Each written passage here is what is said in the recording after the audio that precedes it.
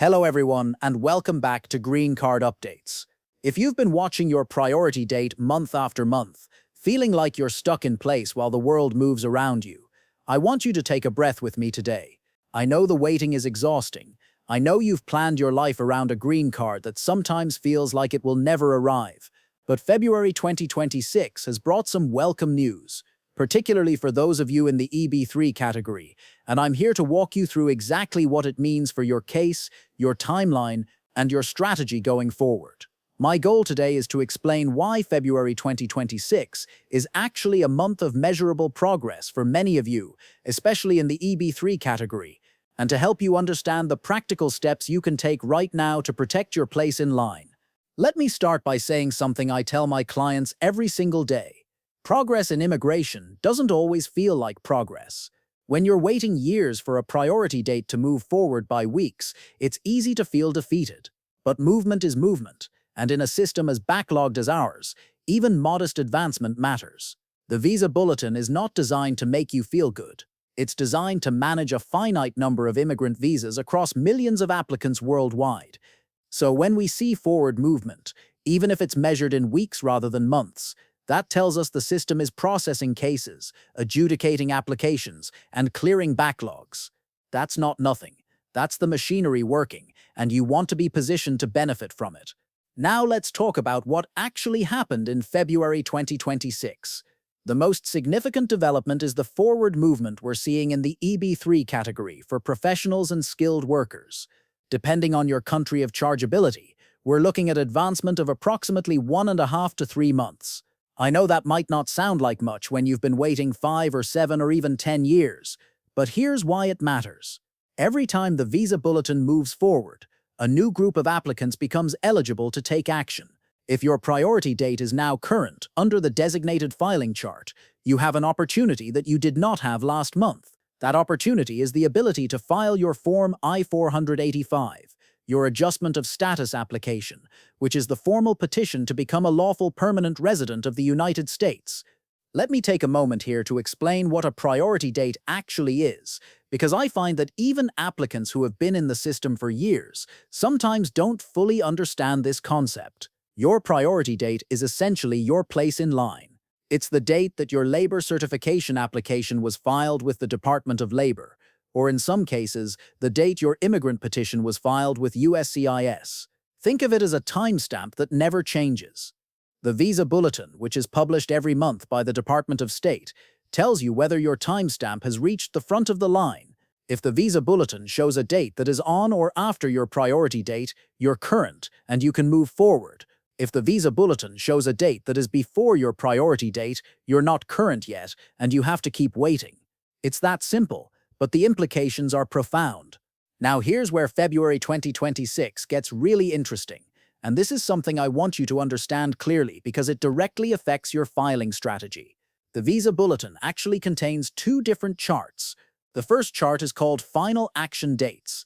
This is the chart that determines when USCIS can actually approve your green card and make you a lawful permanent resident. The second chart is called Dates for Filing. This chart determines when you can submit your Adjustment of Status application even if USCIS cannot yet approve it. Every month, USCIS decides which chart is in effect. For February 2026, USCIS has designated the Dates for Filing chart for both family-based and employment-based categories. This is excellent news, and I'll tell you why. When the Dates for Filing chart is in effect, it creates what I call an early filing window. Depending on the category and country, this window can be anywhere from 3 to 10 months ahead of the final action dates. What this means in practical terms is that you may be able to file your I-485 application months before USCIS can actually approve your green card. Now you might be thinking, why would I want to file an application that can't be approved yet? The answer is that filing your I-485 unlocks critical interim benefits that can change your life while you wait for final adjudication. First, once your I-485 is filed and pending, you become eligible to apply for an Employment Authorization Document, or EAD, using Form I-765. This gives you the freedom to work for any employer in the United States without being tied to your sponsoring employer.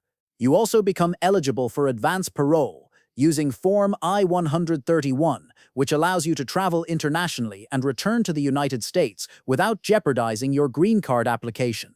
For many of you who have been afraid to visit family overseas or have been locked into a specific job because of your visa status, these benefits are transformative. Additionally, if you've been working for your sponsoring employer for at least 180 days after your I-485 is filed, you may be eligible for job portability under Section 245K of the Immigration and Nationality Act, commonly known as AC-21 portability. This means you can change employers or even change jobs within the same company as long as the new position is in the same or a similar occupational classification. Filing under the dates for filing chart is a strategic advantage because it gets you into the system, establishes your place in line, and gives you flexibility, while the final adjudication processes. Let's talk about timing, because there's another critical deadline approaching that affects everyone watching this video. On March 1st, 2026, USCIS will implement inflation-adjusted fee increases across multiple forms. This includes increases to premium processing service using Form I-907, and it affects the overall cost of filing an adjustment of status package, which typically includes your I-485, your I-765 for work authorization, and your I-131 for advance parole. I'm not going to sugarcoat this. The increases are significant. If you are already current under the dates for filing chart, or if you become current in the next few weeks, there is a genuine financial benefit to filing your application before March 1st, 2026. I'm not saying you should rush and file a sloppy application just to meet a deadline. What I am saying is that if you have been preparing your documents, if your medical exam is ready, if your employer is prepared to support your filing, then February is the time to finalize everything and get your package submitted. The fee increase is not a rumor, and it's not optional. It's a published rule that takes effect on a specific date, and paying the current fees instead of the increased fees could save you several hundred or even over $1,000, depending on how many applications you're filing. Now let me address something that causes a lot of confusion and frustration, and that's the medical examination requirement. Your adjustment of status application requires a medical exam completed on Form I-693 by a USCIS designated civil surgeon. Here's the rule that you need to understand. If your medical exam was signed by the civil surgeon on or after November 1st, 2023, it remains valid only while your underlying I-485 application is pending. That sounds straightforward, but here's the complication. If your I-485 is denied for any reason and you have to refile, you will need a brand new medical exam. The old one cannot be reused, even if it was completed recently. This is why I always advise clients to be strategic about when they complete their medical exam. If you're not quite ready to file, if you're still gathering documents or waiting for your employer to finalize paperwork, don't rush to get your medical done too early. The exam costs money, and having to repeat it because your application wasn't filed in time or was denied and refiled is an unnecessary expense. On the other hand, if you're ready to file and you're trying to beat the March 1st fee increase, make sure your medical exam is scheduled and completed in time to include it with your package. I also want to set realistic expectations about processing times, because I think a lot of frustration comes from misunderstanding how long things actually take. As of February 2026, we're seeing I-485 adjudication times of approximately 8 to 14 months in many categories, though this varies significantly by service center and by the complexity of your case. That means even if you file today under the dates for filing chart, you should expect to wait close to a year or longer before your green card is approved. During that time, you'll be waiting for your EAD and your advance parole document as well. Right now, we're seeing advance parole processing times approaching 16 months in certain jurisdictions. I know that's hard to hear. I know you want your travel document quickly so you can visit family or attend to matters overseas. But I'm telling you this not to discourage you, but to prepare you. If you understand that the timeline is long, you won't panic when weeks turn into months. You'll know that your case is moving through a system that is simply overwhelmed with volume. Let's talk about why your priority date matters more than ever today. In a retrogressed category like EB3, where demand far exceeds the annual visa quota, Your priority date is the single most important factor determining when you can move forward. It doesn't matter how perfect your application is, how stable your job is, or how long you've been in the United States. If your priority date is not current, you cannot file. This is why I tell everyone to track the Visa Bulletin obsessively. Every month, usually around the second week, the Department of State publishes the new bulletin. You need to look at both charts, the final action dates and the dates for filing, and you need to check which chart USCIS has designated for that month. If you miss the month when you become current, you miss your filing window. And if retrogression happens and the dates move backward, which does occur periodically, you could lose your opportunity until the dates advance again. This is not a system that rewards passivity. It rewards vigilance and preparation. So what should you be doing right now?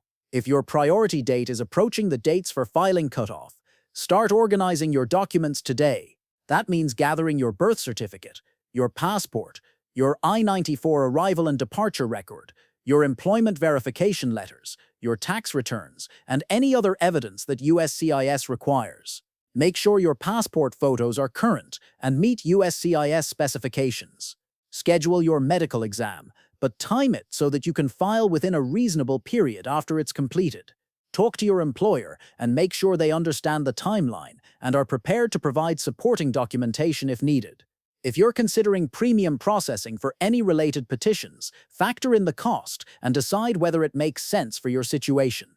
And if you're trying to file before March 1st to avoid the fee increase, work backward from that deadline and give yourself at least a week or two of buffer time in case something goes wrong with document collection or notarization. I want to close by reminding you that what I've shared today is educational information based on my experience as an immigration attorney, but it is not individualized legal advice. Every case is different. Your specific circumstances, your immigration history, your country of chargeability, your priority date, and your employment situation all affect how these rules apply to you. If you're unsure about anything I've discussed, or if you have a complicated case involving prior visa denials, periods of unlawful presence, or other complicating factors, please consult with a qualified immigration attorney who can review your specific situation. The stakes are too high to guess. February 2026 shows forward movement rather than stagnation. The EB3 category has advanced. The dates for filing chart is in effect, and that means thousands of applicants now have an opportunity to take action that they did not have last month. Progress may feel slow, but movement is movement, and understanding these charts and deadlines is the key to protecting your place in line. I hope this has given you clarity and confidence about where you stand and what you should do next. If you'd like to share your priority date and category in the comments, I'd love to hear from you, and it helps me understand what topics to cover in future videos. Thank you for watching, and I'll see you in the next update.